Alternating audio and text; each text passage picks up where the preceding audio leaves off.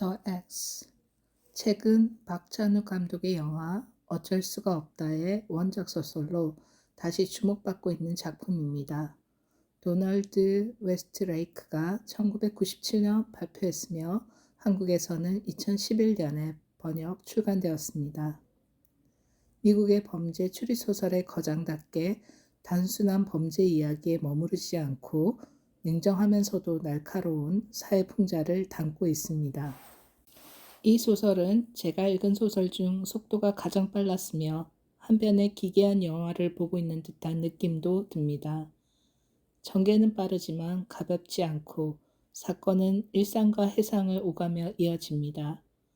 평범한 가장이자 중산층 직장이었던 주인공 버크 데보레는 구조조정으로 일자리를 잃은 뒤 재취업 시장에서 살아남기 위해 상상하기 힘든 선택을 하게 됩니다. 그 선택은 불편함을 주면서도 끝까지 책을 놓지 못하게 만듭니다. 이야기의 배경은 1990년대 미국. 자동화가 본격화되며 화이트 칼라 중간 관리자들이 대량으로 해고되던 시기였고 회사는 여전히 기록적인 흑자를 내고 있었습니다. 그럼에도 불구하고 많은 사람들은 이유조차 알지 못한 채 밀려났습니다. 이 소설이 특히 섬뜩하게 느껴지는 이유는 주인공의 절망이 개인의 문제가 아니라 시대가 만들어낸 결과처럼 보이기 때문입니다. 읽다 보면 자연스럽게 내가 그 자리에 있었다면 어땠을까라는 질문을 하게 됩니다.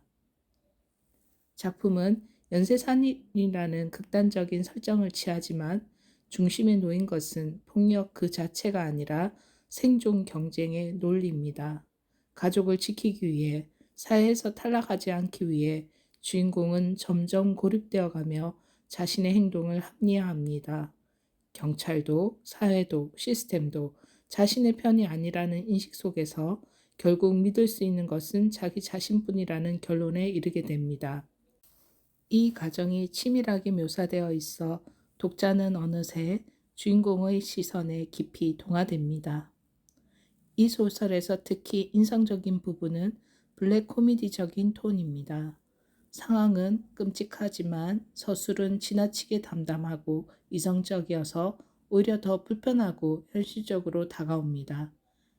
역사 속에서 수많은 잔혹한 선택들이 합리적인 판단이라는 이름으로 반복되어 왔다는 사실도 자연스럽게 떠올리게 됩니다.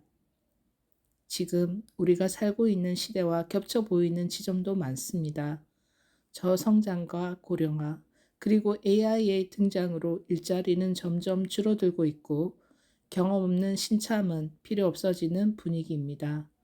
많은 사람들이 자신이 점점 쓸모없는 존재가 되어가는 것은 아닐지 불안을 느끼고 있습니다. 소설 속에서 언급되는 소득이 제로인 시대가 더 이상 먼 이야기처럼 느껴지지 않아 마음이 무거워집니다. 이 작품이 던지는 질문은 분명합니다. 정확한 적은 누구인지, 그리고 우리는 어디까지 갈 수 있는지에 대한 질문입니다. 주인공은 자신의 적이 누구인지 알고 있지만 결국 자신과 같은 처지에 놓인 경쟁자들을 제거하는 선택을 합니다. 그 아이러니가 이 소설의 가장 날카로운 지점이라고 느껴집니다. 이 책을 읽으며 저 역시 어떤 사람이 되고 싶은지 다시 생각하게 되었습니다. 개인적으로는 힘이 없다는 이유로 더 약한 사람을 해치지 않는 선택을 할 수 있을지, 혹시라도 우연처럼 용기가 찾아온다면 정확한 방향을 향해 저항할 수 있을지 스스로에게 묻게 됩니다. 또 사회적으로는 우리가 어떤 시스템을 갖추고 저항해 나가야 하는지입니다. 적어도 이 소설은 그런 질문을 피하지 않게 만드는 작품이라는 생각이 듭니다.